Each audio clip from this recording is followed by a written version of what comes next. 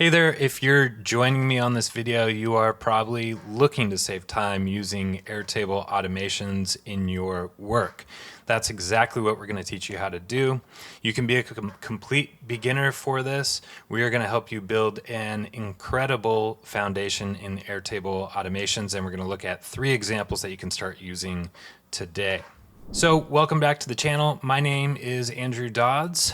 For those of you that I haven't met, I'm a co-founder at SimpleStack, and my mission, our goal at SimpleStack, is to help you unlock the power and the potential that is within Airtable and other no-code and AI tools. And before we get into the Airtable automations today, I want to tell you about one free thing that you should definitely take advantage of. It's our Airtable crash course. It's free to enroll. You'll get access to our community, and you'll get 1 lesson on the Airtable fundamentals every day for 6 days, delivered directly to your inbox. So you'll learn everything from the foundations and field types to automations and interfaces, and you couldn't do yourself a bigger favor when it comes to learning Airtable as just signing up for this and going through the course material. And with that, we're going to cut over to my Airtable base and start talking about Airtable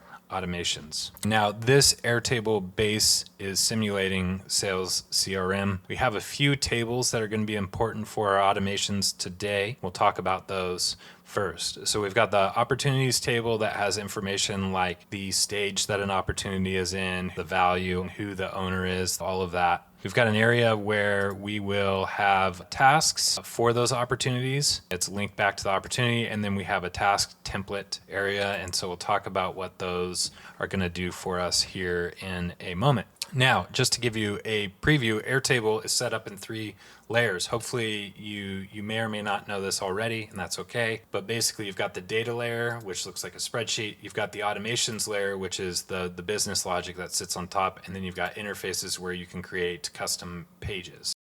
Now, we're going to be working primarily in the data and the automations layer today. And when it comes to the automations layer, this is set up in what's called a trigger and action framework. So automations, when you go to create a new one, you're going to be able to select a trigger.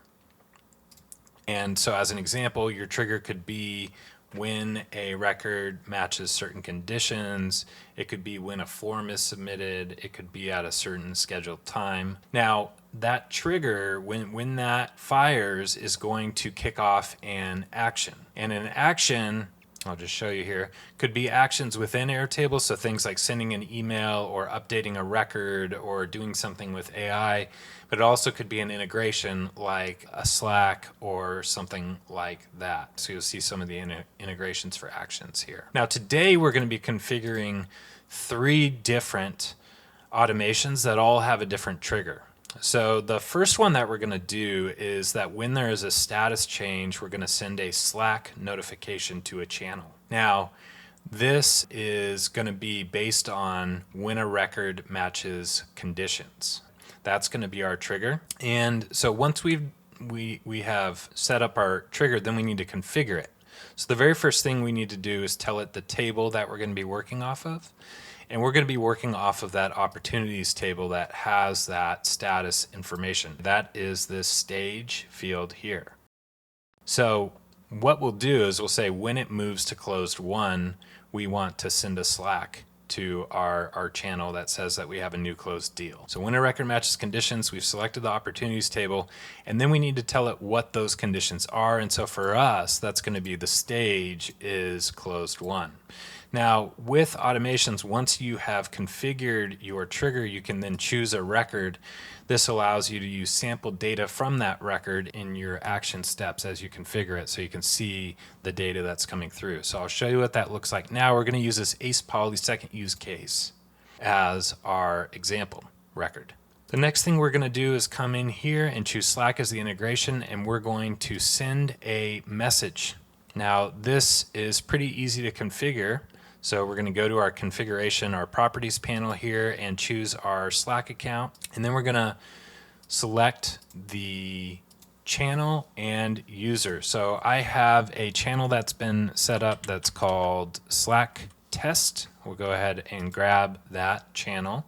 And you'll see that it gave me a pick list of all the users and channels in my Slack environment once I connected that up. If you're connecting for the first time, you're going to go to connect a new Slack account, and it's just going to have you log in, and then it will be something that you can select from the menu. And then you're going to create your message. So I'm going to keep this message simple to start, but I want to let you know about anytime you are referencing data from the record that triggered this, how you can access that dynamically.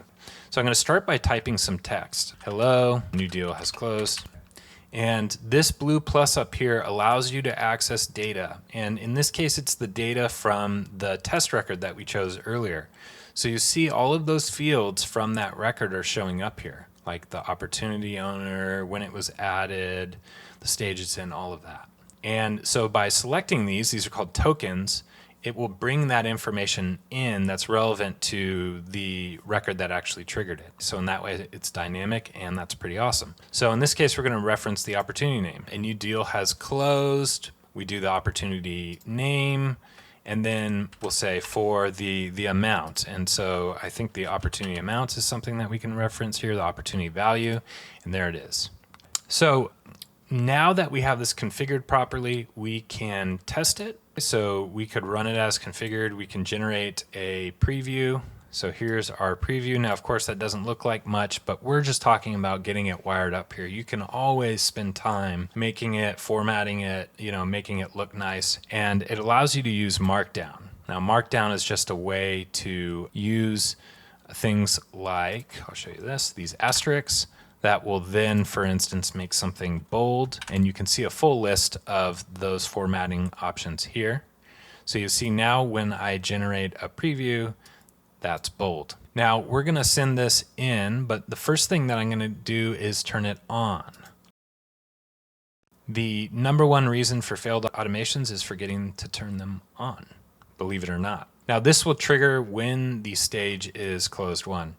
So I'm going to flip one of these from close lost to close won, and that will trigger the automation. And let's jump over here to Slack, and you'll see that over here in Slack, I now have a message that says, hello, a new deal has closed. It's the RFQ for 18,443. So that's how easy it is to set it up. Now, of course, you can go through and format this more. That's not what this tutorial is about. And you can see how easy it is to trigger a Slack notification based on changing values to your Airtable records. Now, one thing I want to show you too, within every automation is there is a history. So if something's not running properly, if you need to debug or test, this is a great place to look. And every time it runs, you'll have a record of that that's time-stamped, and you can see each individual step, how it ran. So you see in this case, we had a successful run. It'll show you unsuccessful runs as well, and that can help you figure out what might be happening there or going wrong. Now, this is a pretty easy automation to set up. It's just 2 steps. We're now going to look at a 3-step automation. So whenever we create a new opportunity record, I want to reference a task template and create those tasks for that new opportunity. And I want to do that every time, and I want it to be templated. So what I've set up in the data layer is a really simple task template. It has just these 4 tasks, and those are going to be added here, and the opportunity is going to get tagged, and an automation is going to do that for us every time we create a new opportunity. So let me show you what that looks like. We're going to choose our trigger. So we're going to add a trigger of when a record is created. Now when it's created, again, remember choosing your source first, the opportunities table. We'll go ahead and choose an example. Now the next step, this is going to be a new step for you. This is find records. So this is going to be our first action, and we want to go find the task template. We're going to reference what's on the task template in order to then tell the system to create records for that opportunity. So you see, just like the template had, that I was able to go out and find these 4 tasks in this found record step. Now we're going to use something that's called a repeating group. Basically what that means is for every record that you find, you want to do something, but you need to do it over and over again for those records. It's a loop, and All we do is we pointed at the records that we found. So now we have created something that's going to loop through those records that we found, and whatever action we put in this repeating group is what's going to happen over and over again. So in this case, we want to create records, and we're going to create them on the tasks table. And when we create them, we want to do two things. One is, you'll see that we now have this tag of current item. So this is, we had 4 items in that list, and it's going to go through it 4 times. So we're going to say, hey, for the current item, we want to use that found record's name. And then we're going to say, and then this belongs to the opportunity that was just created. So this is always going to be the same data, and this name is what's going to be changing in the 4 different times that it creates records in this loop. So you can think of it as the machine, the automation says, I have these 4 tasks. What should I do with them? And we're saying, hey, go to the task table and create it 4 times, 1 on each line, task 1, task 2, task 3, task 4, and then just tag the opportunity that it's for as you do that. And that was the one that was created. Now that's really all there is to it. Now remember, I told you we're accessing dynamic information through these blue pluses. That's an important piece of this. And we're going to go ahead and turn this one on. Now, what I want to show you is if we come in here to create a new opportunity, and I'll do that now, new op. You'll see that over here on our linked records, the tasks, they've been generated. Now, if we were to go look over here, you'll see that we have 4 tasks that have been generated and that it's all for this new opportunity. And as I create more and more, they do the same thing. Okay, so that is a really good automation to know, and one that you're going to be using a lot for sure. The final automation we're going to talk about is using a different trigger. It's at a scheduled time, the trigger. And with at a scheduled time, you can select the interval. So you can say once a week, let's say, on Mondays at 3 p.m., test the trigger, we want to do something. And for us, what we want to do is we want to find all of the records in our opportunities table that are in negotiation. And we want to send out a summary and email of that. So you've used this action before. We're going to find records. And in this case, we're going to find records in the opportunities table. And we're going to base that on the condition. And the condition that we're interested in is where the stage is negotiation. So if we test this action, you'll see that it pulls all of those negotiation records into this nice list. And then what we want to do is use the send email action, and I will just manually put my email in here for now, negotiation ops. And we can bring this in. Here are the ops in negotiation. Now when we bring this into the email, remember again, accessing dynamic information through the blue plus, we're going to go into the find record step and we're going to insert this as a grid. Now we can toggle these on, so I'm going to do opportunity name. We know the stage is negotiation, we don't need that. We're going to do opportunity value, lead source, and let's also do the opportunity added date.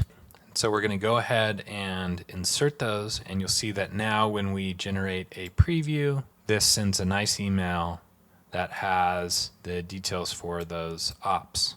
And this is going to run every week on Monday at 3 p.m. Now, again, don't forget to turn that on and you're good to go. Now, a couple of things that I want to talk about. These are the main ones that you should know how to create, and you could start using these now, but I want to talk about 2 things to keep in mind that are the biggest mistakes that people make when they're first learning automations. One is you try to automate something that you don't do that much. Don't do that. Things that are good for automation are repeatable processes that have the same inputs, right? So if we think about what the inputs were for the status change, it's like whenever it's close to 1, people need to know about it. That's the same all the time. It's really repeatable and it's easy to make an automation for that. The second mistake that a ton of people make when it comes to automation is they make it overly complicated. So definitely think about, like, what's the simplest way to solve this? I could have created tasks from a template in a million different ways, and some of them could have been a lot more complicated, but I settled on a really easy way to do that.